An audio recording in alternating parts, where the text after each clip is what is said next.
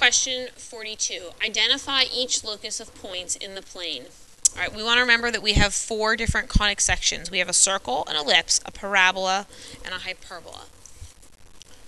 The locus of points, A, that is the sum of the distance from 2 fixed points. Well, this is an ellipse. If you remember the activity we did in class when we taped the string down, the tape marks were like our 2 fixed points, and the sum of the distances, that was like the two sides of the string that were stretching as we took the chalk around and made our ellipse. B, the set of all points such that the difference between the distances is constant. That would be a hyperbola. The set of all points equidistant from a fixed point is a circle, that fixed point being a center and the equidistant length being its radius. And the set of all points equidistant from a given point and a given line, like a focus and a directrix, would be a parabola. Okay. Question 42. Sketch a graph of each equation. The first thing I want to do is get these into standard form. We want to remember that standard form for an ellipse is either x squared equals 4py or y squared equals 4px, where p is the distance from the vertex to the focus. And I was not very concerned about a very accurate curve. My feeling was that we could always type them into our calculator and get the points. My concern is that you know which way is up, down, right, and left. So I'm going to divide both sides by 4 here, and that will give me y squared equals 1/4 x. And because it's y squared, it's either going to open to the right or to the left. Right? Or left. And it's all about the p-value. This is if p is positive, this is if p is negative. Here I have 1/4. Well, 1/4 has to equal 4p. That means that if I divide by 4, p is 1/16 and p is positive. So my graph is going to look like this. Why is it doing that? See how it just dumped to the bottom? Alright, over here I'm going to subtract 36y. And that's going to give me x squared equals negative 36y. Well, negative 36 is equal to 4p. P equals negative 8. And that means that instead of opening, if it's going to open up or down, this one is going to open down. And just for fun, the directrix on this one would be x equals negative 1/16. The focus would, what is wrong with this thing today?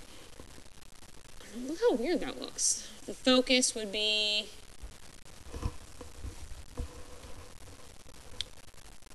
1/16, 0. Here, the focus would be 0, negative 8, and the directrix would be y equals 8. Write an equation of a circle that passes through the point negative 2, 3, and whose center is the origin. Our equation for a circle is x squared plus y squared equals r squared. One of the mistakes a lot of people made in this unit was they would just leave it like this. And then they would write r squared equals 25, because 9 plus 16 is 25. This is not the equation of the circle. We need to then go back and say x squared plus y squared equals 25. That is the equation of our circle. Sketch the graph, state the center and the radius. I'm going to cheat, use my tools. If it's x squared plus r squared, x squared plus y squared equals r squared, here I know that r is 4. So my radius is 4. I'm going to super cheat. There we go, looks centered. And I'm going to go 1, 2, 3, 4 point. 1, 2, 3, 4 point, and all the way around it's 4. The center is 0, 0. The radius is 4. An ellipse has a center of 0, 0. one vertex is at the point 0, 10, and the covertex is at the point negative 8, 0, right? An equation of the ellipse. So we know it's going to be x squared over something plus y squared over something else equals 1. So if I graph my points, I have 0, 10, we'll pretend that's 10, and negative 8, 0. And to graph this ellipse, I must have gone right and left 8. So underneath the x squared, I'm going to have 64. And underneath the y squared, if I'm at 10, I must have gone up and down 10. This is going to be 100. This confuses me. Describe the graph. Well, why don't we just graph it? It's really not that bad. This is an ellipse, so maybe we could be like, it's an ellipse. It has vertices. Well, because the 36 is bigger, it's going to be at plus and minus 6, 0. And covertices, that's, take the square root of 16, you get 0 plus minus 4. So we could go 1, 2, 3, 4, 1, 2, 3, 4, 1, 2, 3, 4, 5, 6, 1, 2, 3, 4, 5, 6. And I think the chance, let's see if I can, I want to point out that I'm using an active slate, and mine still does not look like a total diamond. So, oh, I missed. Yeah. Looks like a potato. 48. Sketch the graph. Identify the center and the vertices. The center for both of them is at 0, 0. Now, for the vertices, I'm going to cheat a little bit. Sorry about that. Alright, so the first thing I'm going to notice is that this one starts x squared and this one starts y squared. And that is going to determine where the curves are. Let me get set up here. Okay, so underneath the x, I have a 64. So I'm going to go right and left 8. I'm going to put little notches. Then underneath the y, I have a 36. So I'm going to go up and down 6. And then I'm going to build the box. Ideally, this would be really, really pretty, but it's not. Sorry. This should be the corner. Oh, can't stay on the lines. Using the active slate. Alright, so I do that. I'm going to kind of cheat here. I'm going to make my asymptotes yellow rather than dotted because I think otherwise the chances of me being able to make them look good is like 0. So here are my asymptotes. They should be dotted, not yellow. Okay, pretend those are straight.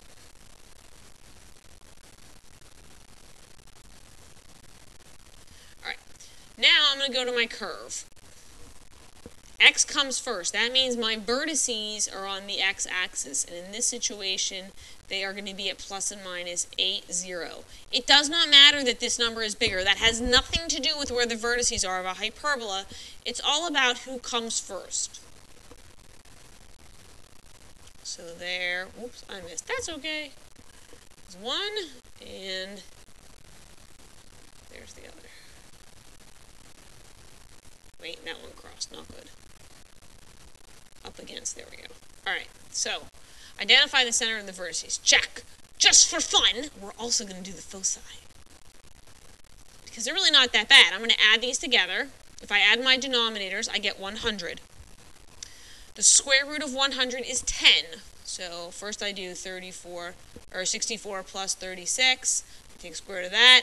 100 has the square root of 10. And they're on the x-axis, so they would be plus or minus 10, 0. See, it just took a second. Now, this does not equal 1, so I need to divide everything by 36. And we've got y squared over 4 minus x squared over 9. I don't know why this is like all zigzaggy. It's active slate's on its last leg.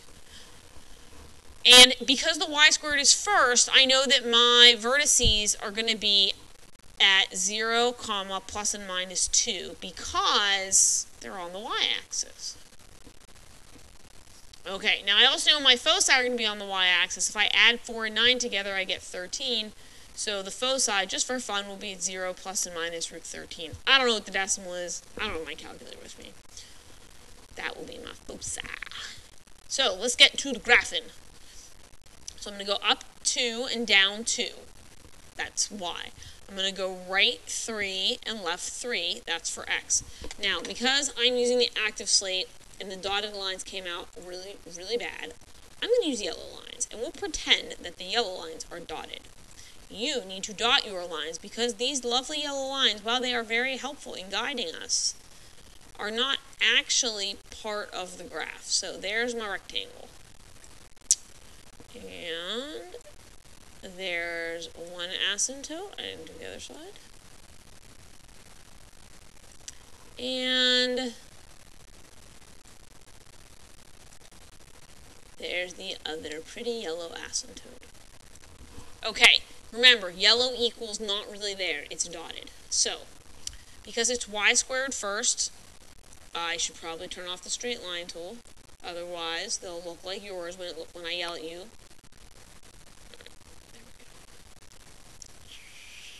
One curve. That's not very good. And that one's better. The other curve. Now, just for fun, I realized we didn't do the asymptotes. We should do those. M-P-T-O-T-E-S. Where did that line come from? Alright, so we're going to have y equals, and from the center, which is also our y-intercept, we count up 2 and right 3. And we also count down 2 and right 3. Just took a second. Over here, for A, we went up 6 and right 8. Well, 6 over 8 reduces to negative 3/4. And then, oops, positive. And the other one would be down 6 and right 8 would be negative 3/4. Now we've said all we can about these lovely, lovely hyperbolas. Let's talk about 49. 49 is matching. Don't you love matching? I do. So the first thing I notice about my answer choice is I only have one parabola. So I'm going to seek out the thing that only has one squared term, and that would be A. And I immediately know that A matches with 3. Done with you. I only have one circle. There it is, 4. So I know 4 has to match with B because B is the equation of a circle. X squared plus y squared equals r squared, and we can see that the radius is indeed 7. I have two ellipses. I'm going to do them next. Now, ellipse 2 has a bigger denominator on y, and ellipse 5 has a bigger denominator on x. So C has to match with 5 because, has to match with 2 because 36 is bigger than 9. This is sure enough up and down 6, right and left 3. D has to match with 5 because this one's right and left 5 and up and down 2. So this one's gone and this one's gone. So now we have two hyperbolas to pick from. And I noticed that number 1 has the vertices on the y-axis. It has to match with E because y comes first. F has the x come first. It has to have the vertices on the x-axis. So it has to match with 6. That was fun. Oh, we're almost done. Yay! Number 50, last problems. I'm so excited. Evaluate. You are supposed to be using a calculator for these, I think, but I'm not sure. I would say no. Those of you going to pre-calculus should be doing this hardcore, no calculator. Negative means 1 over. 2 in the denominator means square root. And then the 3 up here is cubed. So what is the square root of 25? It is 5. What is 5 cubed? That is 125. Now, I do not have enough little squares here. That's cheap. I will need to divide that on my calculator. And that gives me 0.008. Just fits. Oh, you know what? I can do this way cooler. There you go. 0.008. Awesome. Here we go. Cube root of 16 divided by cube root of 2. They are both cube roots. That is rockstar awesome because you can divide if they're the same type of cubes. The same type of roots. 16 divided by 2 is 8. Hey, guess what? The cube root of 8 is 2. Because 2 times 2 times 2 is 8. So the cube root of that would just be 2. 2. 2. All right, solve. Well, the best way to solve this is to raise each side to the reciprocal power. That would be 3/5. Now, you could type 32 raised to the power of, in parentheses, 3/5, or you could do it the hardcore way and know that the 5th root of 32 is 2. And then 2 to the 3rd is 8. People going to pre-cal did it the hardcore way. Now this one is log base 10 of 8. You have to do this on your calculator. All you're going to do is just type log 8, enter, because you're in base 10, and that would be 0.903. Congratulations, we are now done with the final exam review packet. I'm so excited. You now should go back and try it all again, especially if all you did to do this was watch me do it and copy things down. Have fun.